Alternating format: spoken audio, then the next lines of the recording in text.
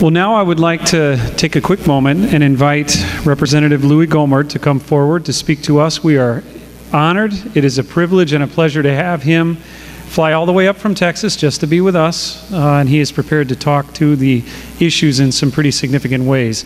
This is a man who has, and I know I've shared this before in our congregation, when it comes to politicians, and we typically hear that word politician and we think to ourselves, well, there are those folks who rise to these particular levels of office and they go into these positions for the sake of prestige or whatever it might be. When I first met Representative Gohmert, any inkling of that kind of thought was washed away. This is a man with incredible integrity. This is a man who says what needs to be said when it needs to be said. This is a man who faces often some of the most significant battles in Washington, D.C. against some of the biggest movers and shakers that there are. And I can say for a fact that in Representative Gohmert, you have a man, a godly man, who is there representing us, the people of the United States of America. And it is a pleasure and a privilege, again, to have him here with us. So thank you for being with us.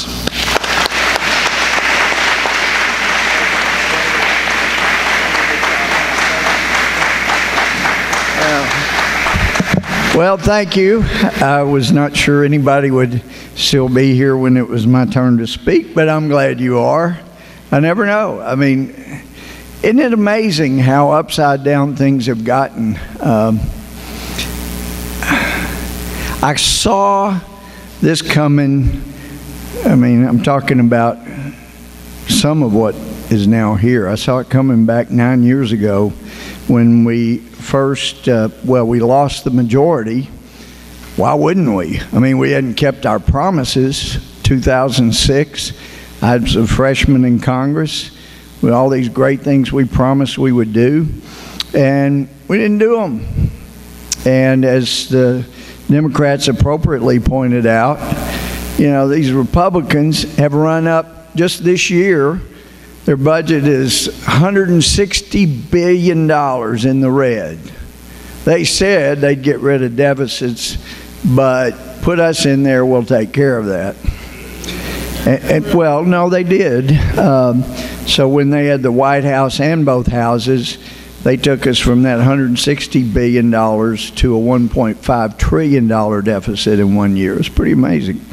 But I grew up in a Southern Baptist church, and so just the invitation for me to be here is just incredible grace.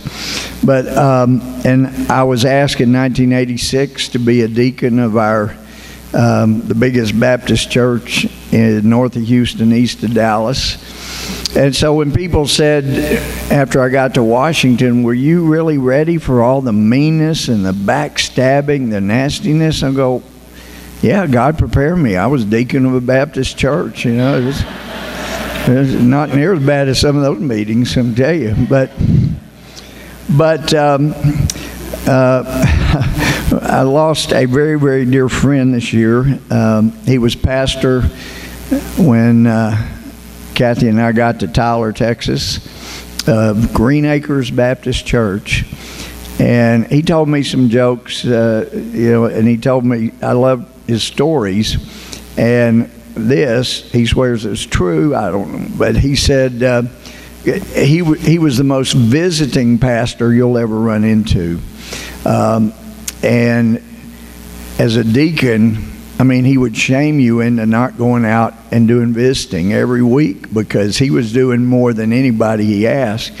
But he said he went to a widow's house, a very nice house, and he thought he could hear somebody knocking around in the house, but he kept knocking and nobody ever came to the door. He thought, well, they just apparently can't hear, and there wasn't a doorbell. He had to knock, and there was a gate that was open to side garden, so he went through the gate and was knocking on a side door that went from the house into the garden. And he could still hear somebody was in there, but they never came to the door. So he went back around the front door and took out one of his cards, and he wrote on there, Revelations 3:20, and he went ahead and wrote out the verse. Behold, I stand at the door and knock. If anyone hears my voice and opens the door, I will come into him and eat with him and he with me.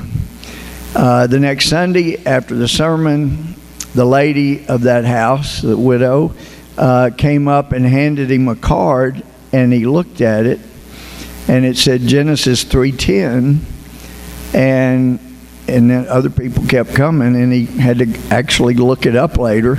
It says, I heard your voice in the garden, and I was afraid because I was naked, so I hid myself. So you never know. But, you know, we didn't deserve to be born in America. And if you were naturalized here, you really didn't deserve to be naturalized in a country this free. I think, my opinion, and I studied history at Texas A&M because I owed the Army 4 years from a scholarship I had there. I knew I was going into the Army. I hope to go to law school someday. But I love history. I've never stopped studying it. But I don't believe historically, even Solomon's Israel, as incredible as Israel was in those days, God's chosen, they didn't have the liberties we have. They didn't have the opportunities we have. They didn't have the individual assets we have. I mean, try to find a country anywhere in history where, or even today, where the number one health problem for the nation's poor is obesity. I mean, try to find one. I haven't found one. But I was thrilled to be invited. Pastor, you took a lot of courage to invite me. Thank you very much. I read online, and I tell Kathy and I have 3 adult daughters. They're out of school, and one's in LA, one's in New York, one's in Germany getting her master's. But I tell them, do not Google my name. Don't Bing my name. And unfortunately for my girls, if they look up their own name, they see their father's the dumbest guy in Congress, you know, crazy guy, all this stuff. I mean, I did extremely well in school. You know, if you go by nationalized testing, pretty good. I was in the honors program at Texas A&M because of my SAT scores. So who knew? I mean, I didn't know I was that stupid, but we're in, as Senator was talking about, this politically crazy time. You know, the Bible warns us there are going to be these times. Time comes, right's wrong, wrong's right. And he was talking about marriage, for heaven's sake. I mean, did you ever in your life dream there would be a time when what Moses said, you know, he explained marriage very clearly. You've heard it said 1,000 times by ministers. Man shall leave his father, woman leave her home, the two will become one flesh. That's marriage. And since, you know, let me just put it this way. Whether you believe in nature, or as most of the founders did, nature's God, people who believe right now in America, this most intellectually elite time, that the sperm was intended to join up with things besides eggs is far more intellectually elite to think that way. Really? I mean, come on. Whether you believe in nature or nature's God, it's pretty clear what sperm was intended to be joined with. And I've been warned, be careful not to say that, but and I haven't said it publicly, but I mean, think about it. It's nature. It's biology. Even if you don't believe in the Bible. But, and we're the dumb ones. I mean, I'm supposed to be insane. But I will tell you, since I'm speaking to basically not, people talk about preaching to the choir, I'm preaching to preachers, but when I was a district judge, and I didn't want to be a judge, I didn't start out wanting to be a judge. My mother, lost her in January of '91, but she was absolutely brilliant. She put herself through Baylor in 2.5 years. Her parents were poor, but they lived a block from campus. She worked full time. I didn't know till after she passed. She was a member of the Honor Society there, so not only worked and put herself through in 2.5 years, but, made great grades. But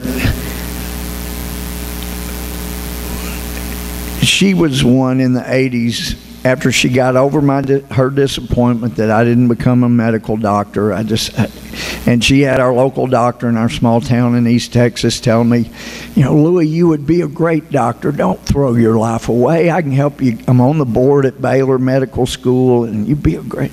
I just don't feel like that's what I'm supposed to do. It's about as noble a calling as there is, to be the great physician, But I went to law school. When Mother got over that 80, she, God meant for you to be a public servant, and you'd be a great judge. Mother, I don't want to be a judge. I make a lot more money than judges. Some of these lawyers are terrible. I couldn't sit there and listen to them all day. But, I just have no desire. But after she passed, I was thinking about things Mother used to say. And I had a civil trial coming up over breach of contract. I was representing a woman probably in her early 40s. And he called me up a few days after a hearing. We had the trial coming up in a little over a week. And my legal assistant said, the judge is on the phone. I said, oh, is the other lawyer on there? Because you can't talk to a judge ex parte, and you have to have both sides in conversation with the judge. No, I said, oh, well, then it can't be about our case, because that would be unethical. Hey, Judge, what's going on? Well, that's a mighty fine-looking woman you had in my court the other day. You think she'd go out with me? Yeah. So obviously a few of you realize that's really not appropriate. Judges should not be dating people coming before them. But anyway, that got me to think, all right, Lord, for 6 months my wife and I prayed about it, wrestled with it. It was going to be a huge adjustment. And I did a pretty stupid thing. I ran for an office that would pay me about 1/4 of what I made the year before I ran. And so that was quite an adjustment. But it was 10 years on the bench handling major civil litigation and felonies, including death penalty, that made me decide we have got to change some of our laws. But I had Christians that would come up when I was qualifying the jury panel to make sure everybody there met the Texas Constitution requirements for being on a jury. And I would often have people come up and say, I can't sit on a jury because I'm a Christian. Wow, well, you need to help me because, I'm a judge and I'm a Christian. And well, since my job was to find out if they were disqualified, I'd say, I need to ask you some questions, see whether you really are disqualified. Well, Judge, we're not supposed to judge others. And I said, well, yeah, but if you look, do you believe Matthew is, something you believe in? Well, yes, of course. It's one of the Gospels, the first one. In Matthew 5, Jesus is talking ultimately about God will judge the heart, but he said, if you say raka, which was considered an offense, kind of a hate crime back then you'll answer to the courts, because he recognized that in an orderly society, you need to have some type of government. And do you believe in Romans? Well, that should be part of the Bible. Well, of course. Well, you look at Romans 13. Government's supposed to encourage good conduct, but in Romans 13:4 it says, if you do evil, be afraid, because God doesn't give the sword to the government in vain. And so do you believe, well, yeah, but I said, well, so did you get a notice through the mail saying come be on juries? And yes, I did. Well, sounds like, based on what you believe, God's given you the sword. And my question is, do you think your religious beliefs do not allow you to accept what God's put in your hand? Well, Judge, I know you put it that way, but look, I guess it'd be more, I really am uncomfortable. And I said, well, fine, you're not disqualified, sit down. I'd have pastors come up and say, I'm too busy. Really? You've been handed the sword. You think you are above the rendering unto Caesar? Because this is a requirement of citizenship. We're all supposed to participate. And when election day comes around, you're handed the sword, because you're supposed to have already read the resumes for all the applicants for the job you have open, or jobs you have open, interview them, make a decision. But people somehow, and I say somehow, a part of it, as Pastor and I were talking about earlier, the Johnson Amendment, he brought that up. My own girls, I had these discussions with them because public school, University of Texas, they make clear, churches should never get involved in this kind of, any kind of political activity. Really? Well, to get there, you have to completely forget about our own history, or frankly, just not learn about it. And as I look back as a historian, it was back in the late 60s, you had all of these sit-ins, you had people like Bill Ayers' group, trying to blow up police stations or the Pentagon, hated people in uniform, well, kind of like today. And they realized they didn't make a big dent with all their explosions and sit-ins and riots and burning buildings and things. They didn't accomplish much. So they backed up and took a different strategy. You know what? If we move into the nation's universities and we start teaching the teachers, then those teachers go back and they start teaching the kids, and in 50 years, we'll pretty much run this place. We can make fun of anybody that disagrees with us. Well, that was supposed to be America. In fact, Bromidi, that painted the apotheosis of Washington, which Washington would never have allowed if he'd been here, the making divine of Washington, he'd never allowed himself to appear divine. In fact, I was in the Army for 4 years. I've never heard an officer doing what he did as head of the Revolution military. He made an order. You couldn't take God's name in vain. I can assure you that was not a crime when I was in the military. 4 years at Fort Benning, it was not a crime. But Washington's reasoning was pretty sound. How can we ask for God's blessings and assistance with the same mouth that's taken his name in vain? But if you go back to the 1700s, you find that there was a great awakening, 1730s, 1740s. And David Barton has wall builders. You go look up David Barton wall builders if you're not familiar. He has incredible material for you to use. But David said something interesting with all my reading I've never picked up before. He said, the thing about the Great Awakening of the 1700s and the 1800s, they didn't know they were going through a Great Awakening when they were going through it. They just believed with all their heart. They had to pray. They had to evangelize. They had to bring the country around as much as could be. They had never gave a thought that of all their freedoms that were endowed by their Creator, that one of them would not be to talk to other people about their religious beliefs.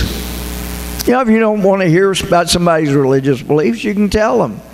But for the government to get involved and say, hey, you can't talk about your religious beliefs in a government setting, that was unheard of. That was completely against what the founders believed.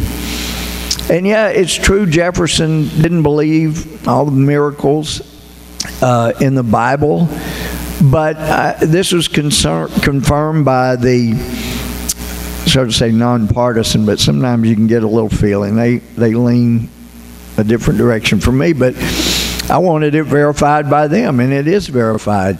Thomas Jefferson went to church in the Capitol every Sunday it was in Washington during his years as president. It was the largest Christian church. But the Great Awakening, the turning to God for most of the country back in the 1700s ultimately resulted in the Revolution. And if you look back, you know, every state gets to have two statues, and one of Pennsylvania's is Peter Muhlenberg. And I love it because it looks like he's taking something off. He's got a saber on. Well, it's symbolic of what happened in early 1776. He was a ordained Lutheran minister. Later on, he was pastor of, here he was still Lutheran, but he was the pastor of an Anglican church later on. But at that point, he's pastor of a church, and he's preaching from Ecclesiastes 3. There's a time for every purpose under heaven. And he gets to verse 8, and he says, there's a time for war and a time for peace. And he takes off his black ministerial robe,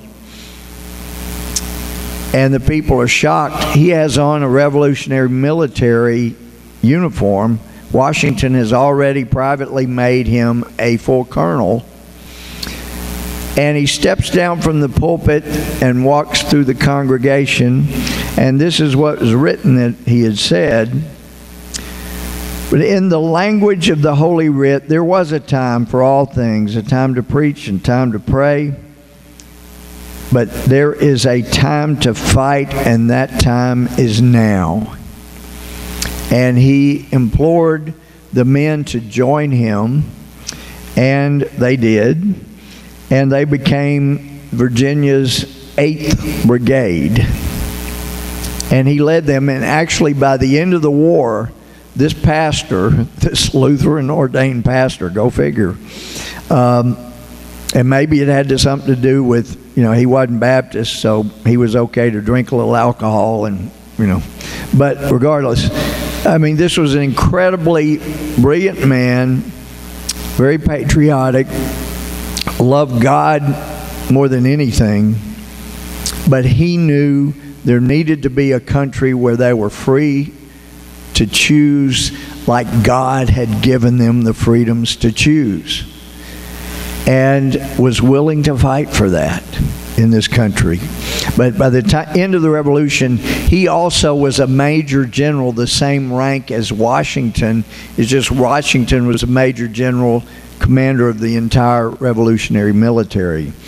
But now his brother Frederick was also a pastor, and it was reported that he was unhappy with what his brother Peter did, that this was not appropriate for a pastor.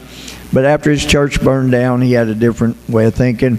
The British burned it down. But anyway, he ends up helping the revolution. And by the way, Frederick Muhlenberg, he doesn't have a statue. He's not one of Pennsylvania's or any state's, but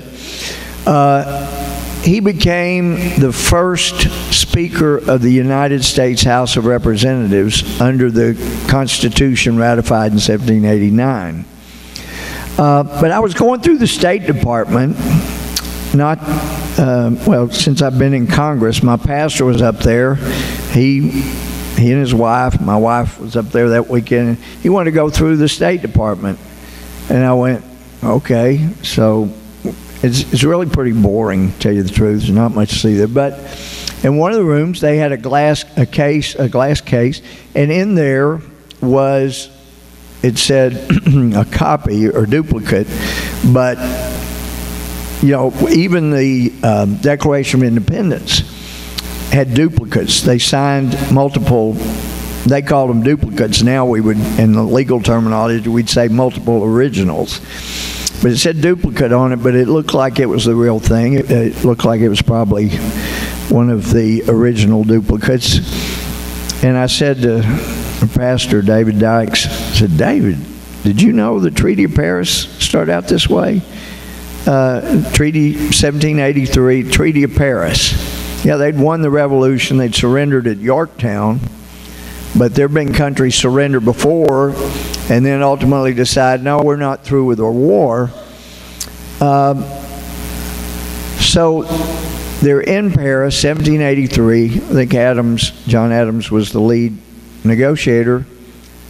How would you start a treaty with the most powerful country in the world, your 13 little bitty colonies, and this country has the strongest navy in the world, the strongest army in the world, and you're asking them to swear that you're independent and they no longer can tell you what to do?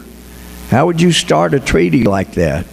Well, I can tell you, and this is a Xerox, and it was a Xerox machine, but the first words are in much bigger letters than all the rest.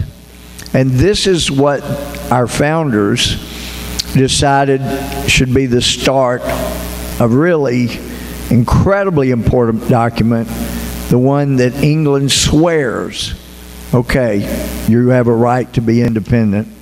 They started, you may not can see, but hopefully you can tell the difference in size, in the name of the most holy and undivided Trinity. That's how they started it. Because they figured if we make this treaty in the name of the most holy and undivided Trinity, that is such a big deal, even the British would not want to break that oath. People question our heritage. Look, you can if you want to be truthful, you can still just say they were not as smart as we are back then. But they believed that was the way to start the country. And in the 1800s, there was another great awakening. And what did it lead to? It led to churches standing up and saying, yeah, we know slavery's mentioned in the Bible and all, but we also know from the teachings of Jesus Christ, you do not treat your brothers by putting them in chains and bondage. And as John Quincy Adams preached on the floor of the House, after he'd been president, he ran for Congress, got elected 9 two-year terms, because he believed God was calling him to bring an end to slavery. Daniel Webster preached over and over. How can we expect God to keep blessing America when we're treating brothers and sisters with chains and bondage? Well, as you know, I'm sure, we didn't have a great awakening in the 1900s. We did have one important event going on in the 1900s, and it was ongoing. An ordained Christian minister, last name King, thought, you know what? Under both the teachings of Jesus and the Constitution itself, everybody ought to be able to be treated equally. It shouldn't be separate restrooms for different races. People ought to be treated equally.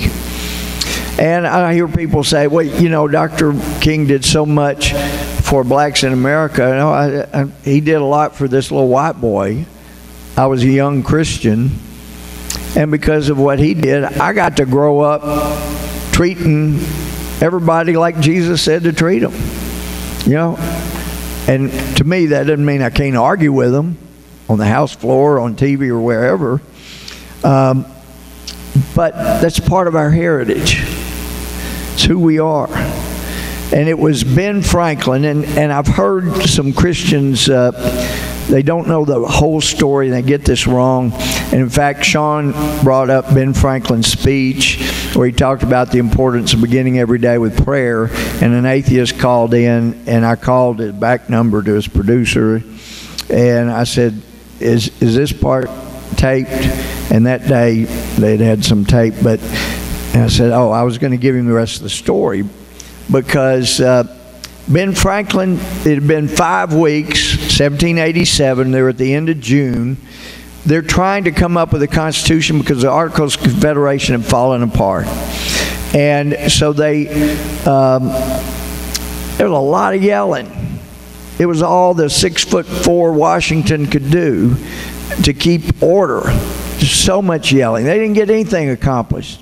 And finally, 80-year-old Franklin sought to be recognized. One of them wrote that President Washington, president of the convention, he wasn't president yet, looked so relieved when Dr. Franklin sought recognition. So Franklin has arthritis, he's got gout, he's way overweight. And yes, it's true, during his life, he enjoyed the company of different women, especially in France, some in England. But he's a couple of years away from meeting his maker. And this brilliant guy stands up and he points out that we've been going for 5 weeks. We got more no's than ayes in virtually every vote. And then we know what he said exactly.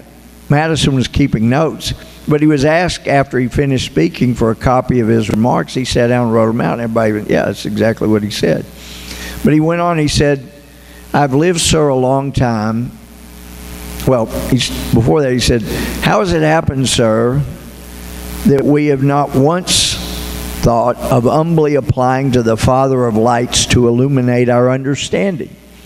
Now, I was taught he was a deist, that thinks some force, something, person, whatever it was, created everything. And if that thing, person, force, whatever, if it still exists, may not, but if it still exists, it never interferes with the ways of man. Well, here you got a guy standing up and from the heart is saying, I've lived so a long time, and the longer I live, the more convincing proofs I see of this truth.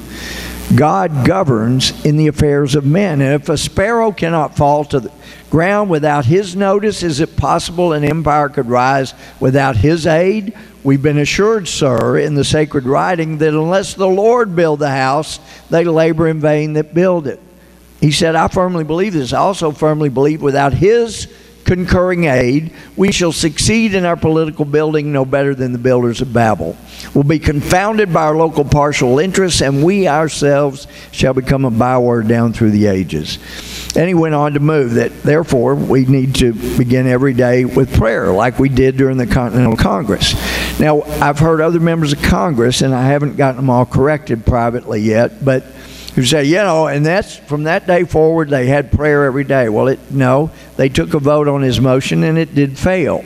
And that's what this atheist called into Sean to tell him.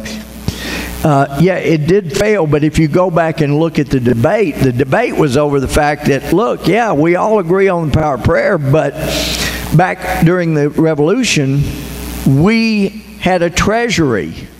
And there was no one in here that everybody else trusted to do a fair prayer for all the different denominations, especially to satisfy the Quakers. But they had money, so they all agreed on a specific minister that they felt they could trust that would not do damage to their Christian beliefs, not offend their denomination. And they hired that chaplain to do the prayer every day to start each day of their Congress. But as they point out, we're not getting paid. We've got no treasury. We can't hire a chaplain, so we can't do this right now.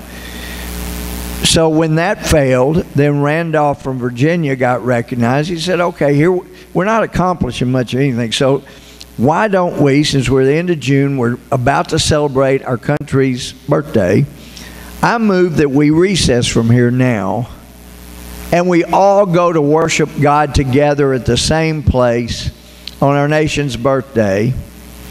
And after we worship God together, then we come back and try that. That passed. And they went to the Reformed Calvinistic Church there in Philadelphia, led by Reverend William Rogers. And you can go online and find some of the prayers he prayed. Heck of a job. And when they came back together, one wrote that, yeah, they had disagreements, but there was a different spirit. And they put together the greatest founding document of any government in our recorded history of the world.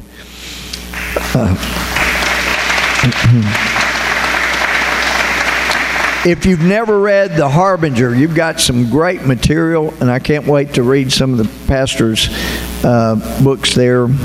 But let me just say, The Harbinger is a good one to read. Interesting. It's written as a novel, but you know, there was only one building that was part of what was considered ground zero that was not damaged in any way on 9/11, 2001. And it happened to be St. Paul's Chapel there in New York City. And I was there a few months after 9/11, and you saw it on TV. It's where everybody took the flyers. Have you seen this person? They put candles. It was not harmed at all. The Harbinger seems to believe it's because that's where Washington and the Congress went right after they were sworn in there in New York in 1789. In April, they walked down Wall Street, and they all dedicated the country to God there in that little chapel. That was our foundation. And there's a tombstone, a cemetery in the back, small one, and the tombstones are irregular, but there was a huge tree in the back, a sycamore, huge. When the towers came down, the energy was so incredible, other buildings fell, but the tree completely came uprooted. This is true. It's in the Harbinger, but it is true. Completely uprooted, fell toward the little chapel, and as the concrete and debris flew toward the chapel, the tree took all of that. Not even the little dainty stained glass windows were cracked. Incredible. But, and by the way, no tombstones were even bothered, not even cracked, touched at all. But during the Obama administration, we would hear from chaplains who were not allowed to pray in Jesus' name. They were not allowed to talk about Jesus outside their church service. They were very restricted. You couldn't have a Bible out. That was true around the military. You couldn't have scripture up at your desk or anything like that. You could have all kinds of cute little atheistic quotes. I'm proud that now that is changing. But I really am surprised that I don't recall a Christian, somebody that has asked God for forgiveness, accepted Jesus Christ as Lord and Savior. I don't recall any of those presidents ever demanding an end to the Johnson Amendment. Well, this one says we need to do that. Wow, okay. Chuck Colson says, our hope will not arrive on Air Force One. He's right. A lot of people keep thinking we just get the right president. It's like Israel saying, just give us king and everything will be good. No, it won't. And I thought maybe, and I've said years past, felt like a calling to run for Congress. And reporters, you know where they're going. Did you hear voices? God, I wish I heard voices, because if I heard voices, I could just do what the voice said. But since I don't hear voices, I got to pray. I got to read the Bible. I got to seek wise counsel. I mean, all of that's a pain. I'd rather have just a voice say this is what it was. My 4 years at Fort Benning, we had a guy there while I was there. He heard voices. Ms. Lee told him everything to do. He was a top soldier. He was one of the best at Fort Benning until Ms. Lee told him to kill 2 MPs, and then we had a problem. But unless you hear voices or see a hand come out and write on the wall, then that's how you figure things out. You pray, you read the Bible, you seek God's wisdom. And since deism was mentioned earlier by a friend here, C.S. Lewis mentioned deism and dualism. He's talking about different theological, religious thoughts. But when he talked about dualism, he said, you know, and that's the idea, there's this Star Wars type, you know, two forces at war, and we don't know how it's going to come out. He says, yeah, there's a war going on, but it's not between two equal forces. It's between a master and a rebel, and we happen to live in rebel-occupied territory. And he said, can you imagine being behind enemy lines in a war, which is what we're in, and getting messages from your home headquarters, and you won't even pick them up and read them? Well, we got a book of messages. I commend it to you. But let me leave you with this. You're the court. You're the legislature. You're the judges. Because unless there is a majority that step up and want something in this country, we're not going to have it. And that's how we've gotten where we are. It's not biblical, but it's still true. Democracy ensures a people are governed no better than they deserve. And whether you like any of the last presidents we've had, any of the presidents we've had, they were exactly who this country deserved.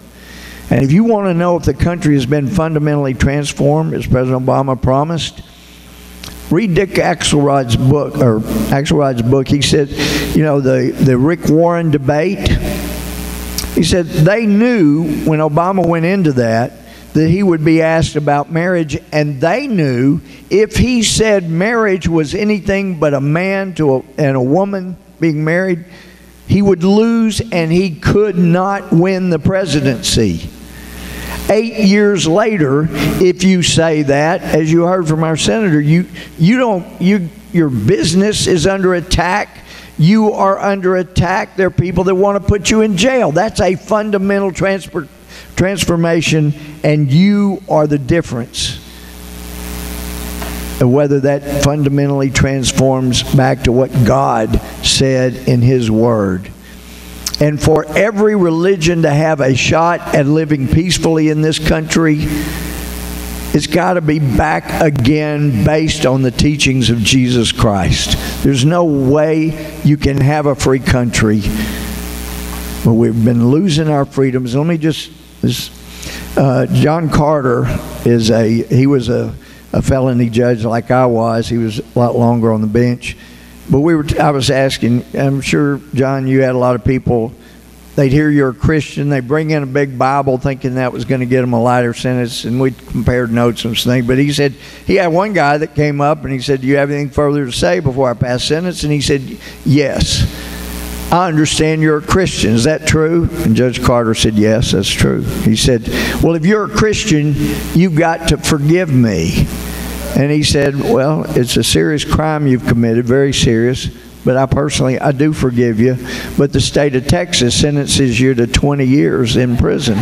And he said, oh, 20 years, Judge, I can't do 20 years. He said, well, just do the best you can. Folks, you want a better country, you got to do the best you can. And if you do that, we'll have a better country. God's given us that chance, that kind of freedom. We want to make it better, it gets better. Let's do that. Thank you very much.